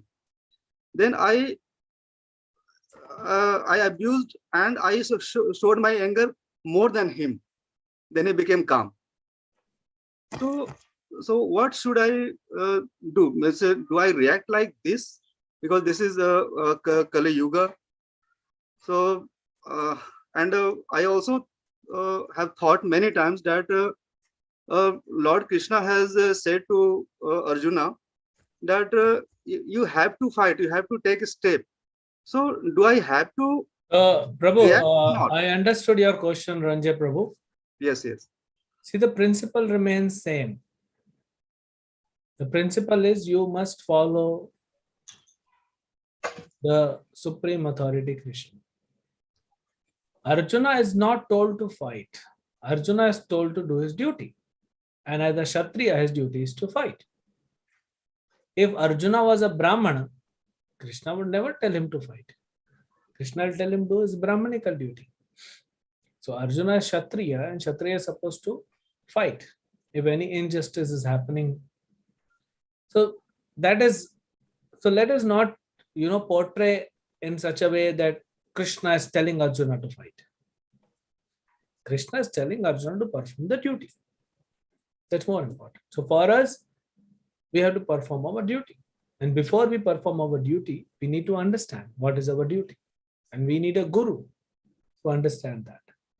Now, in some cases, you show your, aggression, and some cases you bear quiet. So you think aggression helped you. What if the other person was having a gun? When you hit his car and you show aggression and he takes out a gun and shoots you, what will you do? You will have to take another birth to take revenge. And then you take revenge in next birth, and then he takes revenge in next birth, and this continues. So if it is your mistake and you have your bike hit the car, you have to beg forgiveness that I'm sorry. It's your mistake. And sometimes it's not your mistake. Sometimes there's an argument going on. Just leave that place. Yeah, if the person is trying to physically abuse you, then try to protect yourself. Or best is to leave that place and go away. There's no need of arguing back, because nobody wins the argument. You heard this English saying, nobody wins the argument. So leave that place. The other person will feel more frustrated and become more aggressive, but eventually that other person will calm down, and then you can talk to that person. Okay. Next question. Yes, thank you. Jatin Sharma Prabhu has sent his question in the chat box. His question is, I did not get the enjoyment part where Arjuna said that if everyone dies, how will we enjoy? So what did the Lord answer to it? So, see, Arjuna's concern is, if all my brothers and all relatives, they die, we will be 5 brothers, but for enjoyment, it's a big party. I told you, suppose you are having your birthday. I don't know if people who got married in this Corona time and only 25 relatives are allowed, some were happy, okay, we saved money. But actually the bride or the groom, they were not happy. I spoke with few of them, they are not happy. They say, no, only 25 people. I saw one marriage in our temple. There was a marriage. And the groom is sitting, the pujari is sitting, and the wife is in lockdown in some other city. So actually pujari, the priest got them married on the Zoom. So wife and husband are on the Zoom. So obviously they will not enjoy this. The one, I cannot say once a lifetime opportunity nowadays, different scene is happening. But you won't enjoy if there are very few people. Imagine if you are very famous and your birthday only, you get 5 or 6 or 7, maybe 10 calls or 10 messages. You want more people to wish you. You want more people to take part in your party, in your marriage party, in your birthday party. So you can enjoy when there are people. If you are alone, then how can you enjoy? So Krishna is telling to this that you will enjoy, but see from a different angle. It's not that the earth is vacant. It's not that everyone on the planet is going to die. But these are not the people who are right. These are not the correct people. So let them go away from your life. You will still enjoy. So Krishna is telling that if you die, because in the war, Arjuna is saying, what if I die? How will I enjoy? So you go to heaven and enjoy. You will become one of the heavenly citizen, and then you enjoy the facility in heaven. So that is how enjoyment is connected. There are a few more concerns of Arjuna regarding enjoyment, but this is the sum and substance. That if everyone in the family dies, then there is no enjoyment, no happiness. Okay. Next question. Yes, Gandharva, please ask your question. हरे कृष्णा प्रभु जी. हरे कृष्ण. हरे कृष्णा प्रभु जी, मैं नरेंद्र यश का father sir. आपके lecture हमेशा अभी recently जो आ रहे हैं 10 minutes के, we are listing. Very motivating और अच्छा लग रहा है सुन के समझ के। प्रभु जी मेरा एक छोटा सा क्वेश्चन है, कोरोना की वजह से 2 साल से we are interacting with ISKCON से बहुत ज्यादा, पहले करते थे जस्ट फॉर्मेलिटी करते थे, और भगवत गीता में सारा कुछ लिखा हुआ है, समझ में आ रहा बढ़िया है, पर ये हमारे सिस्टम में बचपन से नहीं है। ये मिडिल एज में या ओल्ड एज में, या अभी जैसे यंगस्टर बहुत ज्यादा इंटरेक्ट हो रहे आ रहे हैं, ये हमारे एजुकेशन सिस्टम में नहीं होना था। हमारे को एलकेजी से लेकर पीएचडी तक मिलना था ना प्रभु जी, सारा मैनुअल है, पूरा सारी चीज जिंदगी है, मटेरियल वर्ल्ड का सोल्यूशन है, और स्पिरिचुअल का मिला नहीं हमारे को, और हम we are facing a lot of problem nowadays. तो उसका क्या आपके पास सोल्यूशन है कि हम लोगों को बचपन से मिलना चाहिए ना एलकेजी से? सर जैसे एलकेजी में मटेरियल का बहुत सारा एजुकेशन कराते हैं, पर एक किताब ये भगवत गीता का इट शुड बी। नरेंद्र जी, मिलना तो चाहिए। हाँ क्यों सर, क्यों नहीं मिल रहा? यही तो बता रहा हूँ आपको। आइए प्लीज सर। पहले तो वो जिम्मेदारी सरकार का होता है ना। द्रोणाचार्य को हायर किया गया था इस सेवा के लिए कि आप 5 पांडवों को और 100 कौरवों को सिखाइए। तो ऑडियंस का लाने का काम सरकार का है, हमारा काम है पढ़ाना। लेकिन क्योंकि सरकार उस दिशा में नहीं काम कर रहा, तो हम अपने लेवल पे कर रहे हैं। जैसे अभी हम चिल्ड्रन प्रीचिंग करते हैं, हम यूथ प्रीचिंग करते हैं, कॉर्पोरेट प्रीचिंग करते हैं, कांग्रीगेशन मतलब जैसे आप सबको जोड़ा है। तो अगर एलकेजी में नहीं मिला या नहीं मिल रहा है, हम एज इंस्टीट्यूशन अपना एक लिमिट तक कर सकते हैं। हम सरकार नहीं, हम इंस्टीट्यूशन है। हमारे बहुत सारे परमिशंस के प्रॉब्लम्स होते हैं। हम किसी भी स्कूल में जाके पढ़ाना चाहते हैं, हम तो चाहते हैं कि हर बच्चा पढ़े, लेकिन नहीं हो रहा है। तो ये जिम्मेदारी फिर माँ बाप के ऊपर है कि अगर स्कूल में नहीं पढ़ाया जा रहा है तो माँ बाप की जिम्मेदारी है कि वो बच्चों को पढ़ाएं। क्या दिक्कत है? हमारे बहुत सारे पेरेंट्स हैं जो डिवोटीज हैं, जो अपने बच्चों को पढ़ाते हैं। तो आप यहाँ पे जितने भी पेरेंट्स हैं, आप अटेंड कीजिए कोर्स, समझिए, पढ़िए, चैंटिंग कीजिए, भक्ति कीजिए, और फिर बच्चों को वो सिखाइए। ये जिम्मेदारी आपके ऊपर है। आप ये जिम्मेदारी दूसरे के ऊपर मत सौंपिए। आप सरकार के भरोसे मत रहिए, आप खुद जिम्मेदारी उठाइए। हम तो एज ए इंस्टीट्यूशन जितना कर सकते हैं कर रहे हैं, हम प्रयास कर रहे हैं ज्यादा से ज्यादा। नहीं तो कोरोना में मंदिर बंद हो गया, हम भी बैठ नहीं गए भजन करने। हमने सोचा क्यों ना ऑनलाइन प्रीचिंग किया जाए, और सही बात है, ज्यादा से ज्यादा लोग जुड़े हैं। लेकिन ये जिम्मेदारी आपका है, क्योंकि बच्चे आपने पैदा किए हैं। तो पेरेंट्स अपना जिम्मेदारी छोड़ दे रहे हैं किसके ऊपर? सरकार के ऊपर। प्रभु जी जैसे आपने अभी बोला है ना कि फोर्स में जाता है वो बंदूक लगा के किल करता है क्योंकि गवर्नमेंट का ऑर्डर है। फोर्स में तो एडमिशन हो जाता है और देश की रक्षा के लिए करते हैं। तो ये तो पूरा मटेरियल वर्ल्ड की रक्षा तो करना ही है और स्पिरिचुअल भी डेवलप होना है। तो ये तो गवर्नमेंट क्यों नहीं कर सकती है? International society. वो तो आप गवर्नमेंट को पूछिए ना। तो वही मेरा क्वेश्चन है कि इट शुड बी इन्वॉल्व। मैं धर्म से रिलेटेड नहीं बात कर रहा हूं मैं, जो गीता में इतनी सारी चीजें लिखी हुई है, each and everything. I completely agree with you, Narendra ji. लेकिन there is no point discussing here. Yes, yes, sir. Because you can try on your level. We are already trying on our level.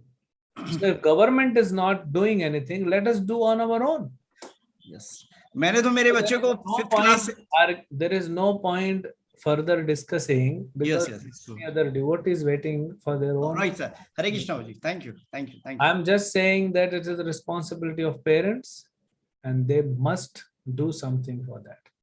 We are there to serve all of you, but responsibility has to be taken by parents. Hare Krishna.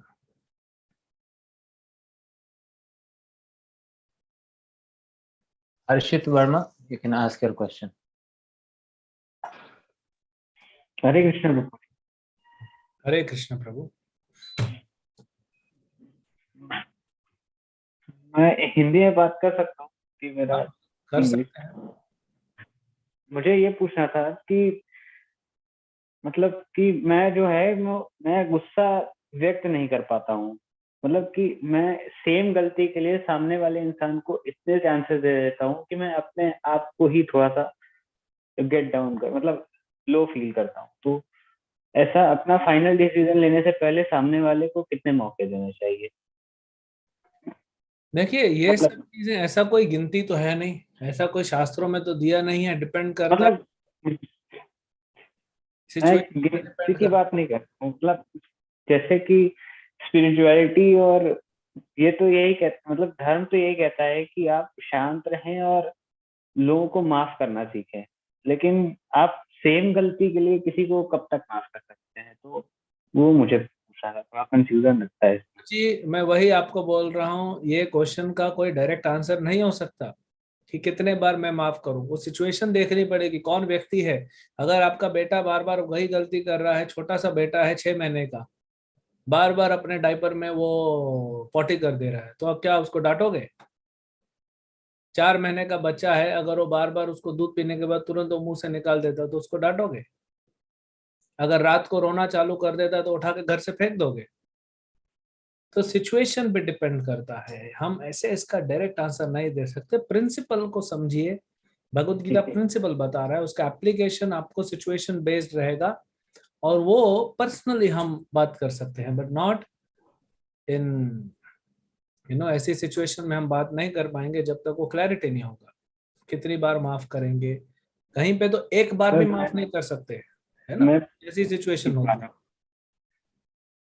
तो मेरा question हम आप लोग को एक WhatsApp number share करने वाले हैं आपके ग्रुप पे, उस पे आप पर्सनल क्वेश्चन पूछ सकते हैं। इस पे अभी ठीक दूसरे है भक्तों के हम क्वेश्चंस लेते हैं, ठीक है? हरे सर, कृष्ण। एक क्वेश्चन मेरा और था। पूछिए। सर मेरा क्वेश्चन ये था कि जैसे सामने वाला अगर हमें गलत समझ रहा है और वहां पे आर्ग्यूमेंट हो रही है, तो हमें वहां पे अपने आप को, मतलब अपने आप को ट्रुथ प्रूव करना चाहिए कि वो भी आर्गुमेंट जो है वो वहां पे छोड़ देना चाहिए, जी। छोड़ देना चाहिए। प्रूव करने के चक्कर में क्या जाएंगे? मूर्खों के संसार में अपने आप को प्रूव करके आपको मिलेगा क्या? कुछ नहीं मिलेगा, है ना। अगर आपका आत्मविश्वास सही है तो ठीक आपको है, अपने आप को प्रूव करने की जरूरत नहीं, ठीक है? Next question. Thank you. Tarun Kukreja ji, please ask your question.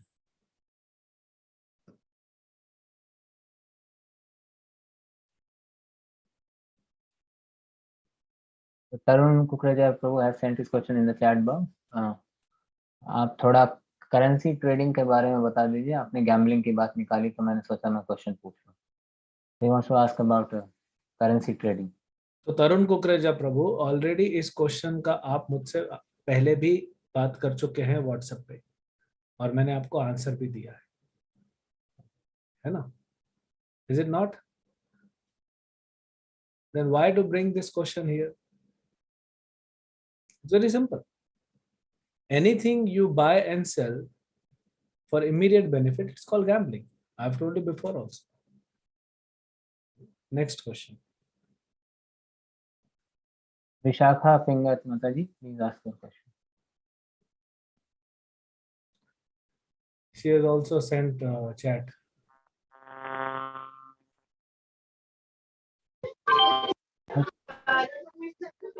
My question is that how we should reduce or overcome overthinking. Like as I'm a student, so lots of factors are there which cause me overthinking. So Okay, what? understood the question, Mataji. So overthinking happens when you think you are the controller. If a 3-year-old child is going to school, so definitely he will need one pencil, if not the pen, a pencil and a copy, minimum, and a bag. Who's to think? Is the child is supposed to think, how can I get a bag, a notebook, and a pencil, an eraser, and a sharpener? Whose duty is this? Father or mother? Not mine. As a child, it's not my duty. So when I consider that I am me or everyone in the creation is controlled by Krishna, then I will not overthink. Overthinking happens when you think I can change something. As a student, you think, oh, if I study this, then I can, crack the exam. Or if I study this much, so you study, but don't think about it. Limit in thinking is good, because overthinking is again function of uncontrolled mind. So you don't do overthinking. Let all the thinking be done by Krishna, who's capable. We are not capable. So we need some person who will help us to take decisions, because we are not able to take decisions. If we are getting into overthinking mode, then we need someone who is a superior, like a teacher, like a guide, like a guru, a representative of Krishna who can help us. So that is why we strongly recommend reading Bhagavad Gita, because then it will be clear. Because Arjuna was overthinking, and Krishna says to Arjuna, why are you thinking when I am present? So then Arjuna asks question and Krishna replies, and Arjuna just is doing his duty, whatever Krishna has told him to do, and Arjuna is happy. So if you want to be happy, if you want to remove this habit of overthinking, please read Bhagavad Gita. Very important for you. And very soon, maybe today, we'll be sharing a number, WhatsApp number to all of you, and you can put your questions, to that number, and I'll try to respond as soon as possible. Next question. Next question, Mandira Kamli Mataji has sent her question in the chat box. You spoke about Varna Sankara. What if the child is adopted and then he is being brought up in as per our samskaras? Yeah, then it's good, because even if Garbhadan sanskar has not happened and you adopt a child, but if you give really good samskaras, then the person can change. Why only child? You see, we are preaching sometime to students who are 18 years old. Sometimes we are preaching to 25-year-old people. Sometimes to 40-year-old people. Sometimes to 50-year-old people. They also change. Bhakti is so powerful that it can change all the old samskaras. It can destroy all the old samskaras and put in the new ones. So Bhakti is so powerful. So yes, we can change the samskar of anyone through the process of Bhakti. But that Bhakti should be performed under the bona fide spiritual master. Don't perform Bhakti as your mind is saying. Perform Bhakti as spiritual master, bona fide spiritual master is saying, who's coming in the disciplic succession, starting from Krishna. Next. Sahil Chavan Prabhu, please unmute and answer. Ask your question. Hare Krishna, Prabhuji. Hare Krishna.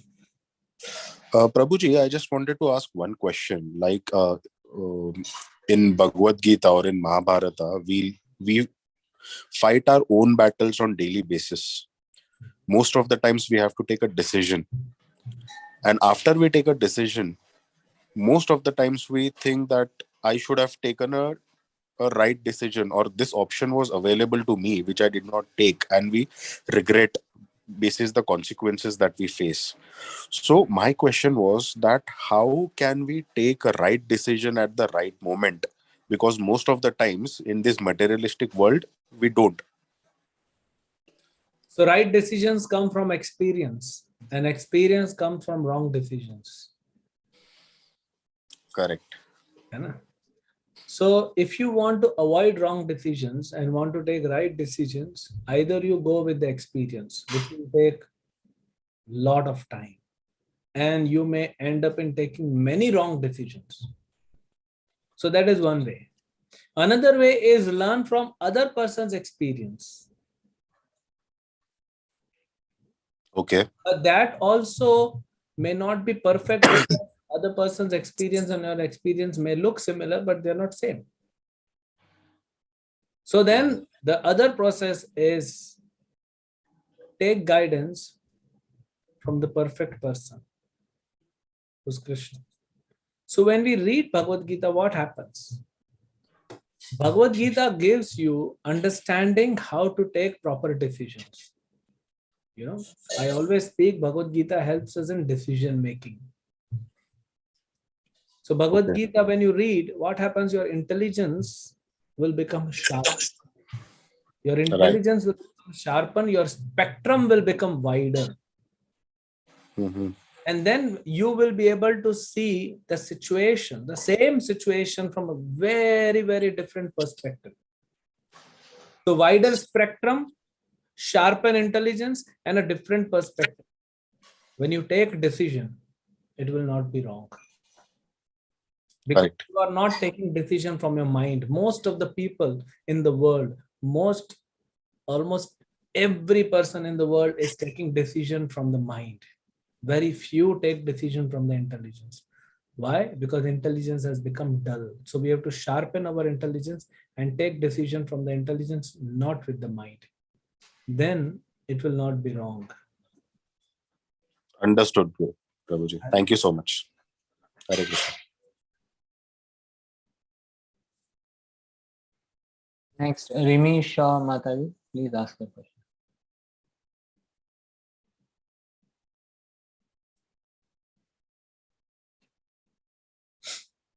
Okay, so the question is in the chat box.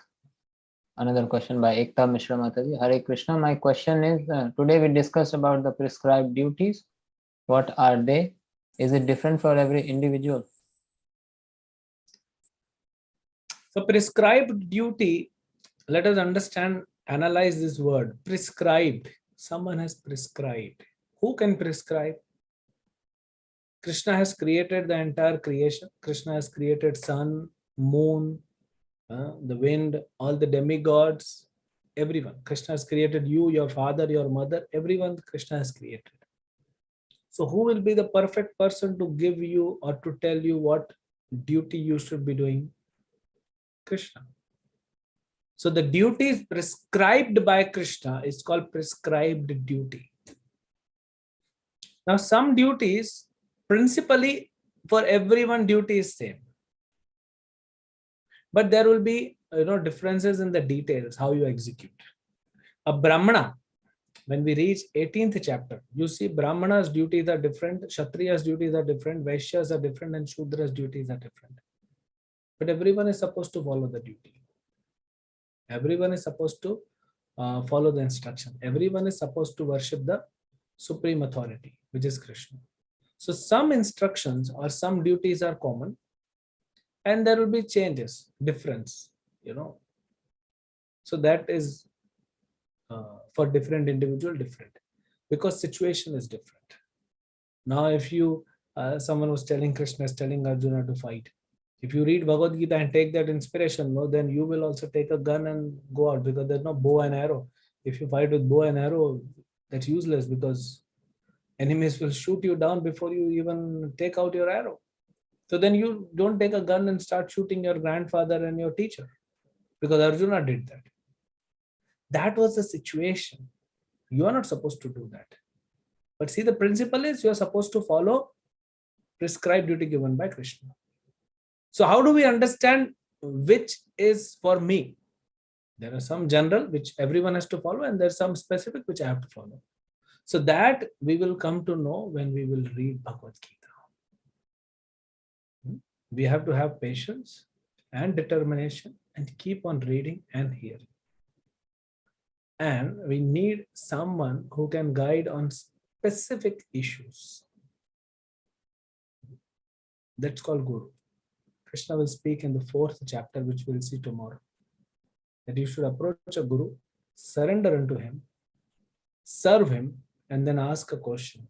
Then he will give you a reply. You, by service and by surrender, you will be purified, your senses will be controlled, and then you will be able to execute whatever Guru is saying. And Guru must be representative of Krishna. Otherwise, he is not a Guru. Next question. Next question is, can we follow Bhakti Path and Advait Vedanta simultaneously? By surrendering to Krishna, is it possible? Can we follow Bhakti Path and Advait Vedanta? See, now Advaita and First of all, Vedant is a different word. What is Vedant? Veda means knowledge, and Anta means end. The end of all knowledge is called Vedanta. So what is the end of all knowledge? On the 9th day, when we will reach the end of Bhagavad-Gita, you will see the end of all knowledge. Krishna will speak. That completely surrender unto me. Take shelter of me, and you will be relieved of all the sinful reactions. And do not worry. That's what Krishna is telling. Become my devotee, engage your mind and senses in worshipping me. That is Vedanta. Advaita means, now it can be different interpretation. Advaita means one with God. Okay. Now let us try to understand. Am I God? No. Do I have qualities which God has? Yes. So then how to put it? Let us put it in an example. Ocean and a drop of ocean. Both are salty. The ocean is also has salt water, and the drop of ocean water is also salty. So the quality is same. So qualitatively, the drop of water and ocean are same, but quantity wise, huge difference. So qualitatively, we all are equal to God. We all have same qualities because we are part and parcel of Krishna. We are his children. Krishna says, Pitahamasya Jagato Mata Dhata Pitamaha. Pitahamasya Jagato, I am father of everyone. So qualitatively, we are same like Krishna. So you can call it Advaita. But quantitatively, there's a lot of difference. Krishna is supreme, he is Vibhu, and we are Anu, atomic. Krishna is infinite, and we are infinitesimal. But right now, the qualitative aspect also is covered up. Because we are conditioned souls, the quality also is completely covered up. So with the process of bhakti, what happens? You remove this covering, and the pure soul, Satchidanand, like pure Krishna Satchidanand, becomes same, but they don't merge. If the soul becomes pure, that does not mean it merges with Krishna. It serves Krishna. It serves Krishna. So we have to serve Krishna. So then that becomes a path of bhakti. Next question. The next question is by Rimi Shaw Mataji. How to speak confidently in front of any person. She has two questions. First part is how to speak confidently in front of anyone. And second is how to detach from this materialistic world. Okay, how to detach from materialistic world? Practice. Knowledge and then practice. You would have heard practice makes a man perfect. That's not complete. What will you practice? So then you need knowledge of that. Who will give the knowledge? The spiritual master. So detachment will come by practice. It's not easy. The attachment also has happened because of practice. As I explained Dhritarashtra's example, gradually we are attaching ourselves with many things. When I was born, I didn't have any attachment. I had karma, definitely I had karma, but no attachment. So then I got attached to my mother, then I got attached to my father, my siblings, my house, my situation, then my school, my schoolmates, then my college friends, then my colleagues in the office, then my wife, my husband. Then I become more and more attached. So this attachment has come gradually. So similarly, detachment also should be practiced gradually. We cannot expect that, one fine day when I'll wake up, I'll be completely detached. No. It needs practice, rigorous practice, discipline. It needs discipline, it needs practice, it needs surrender to the spiritual master and following the instruction. It takes time. But if you are determined to follow the teachings of Bhagavad Gita, you will one day become completely detached. And by the time you become completely detached, that's okay. But even in between, the moment you start practicing, you will see, glimpses of detachment in your life, in your personality.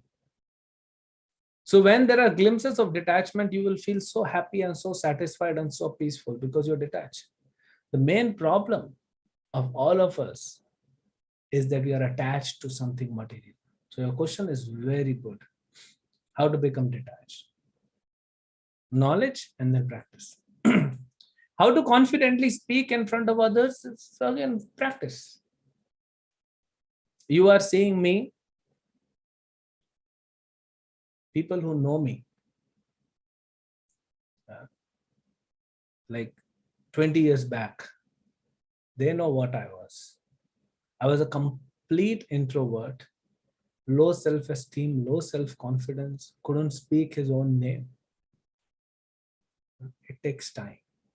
So I'm not saying it may take 20 years for you, but again, confidence comes with knowledge and then practice. Next question. Pratibha Mataji, please unmute and ask.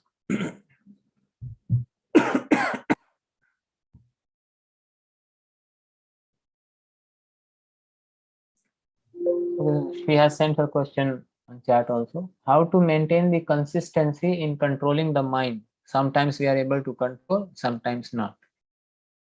Krishna speaks in 6th chapter. Arjuna is asking the same question. See, that is how Bhagavad Gita is so important, because all the questions we are asking is already asked by Arjuna. So Krishna is saying, Abhyasena tu kaunteya vairagena cha grihate. Abhyas and detachment. Practice and detachment. So keep practicing and see what are the distractions in your life. Remove them. Remove them. You learned how to ride a bicycle. You learned how to drive a car. It didn't happen in one day. As they say in English, the Rome was not built in a day. It takes time. Everything takes time. I can understand all of your questions is coming from deep within your heart. There is discontentment. There is no peace. And the root cause is this uncontrolled mind. So that is why you want to control. But please, I would request all of you, be determined and practice. Accept the knowledge. And gradually, Krishna says, Abhyasena tu kaunteya. Abhyas means practice. Gradually, you will be able to control your mind and you will become happier and happier and happier day by day in your life. Only my request is stick to the process.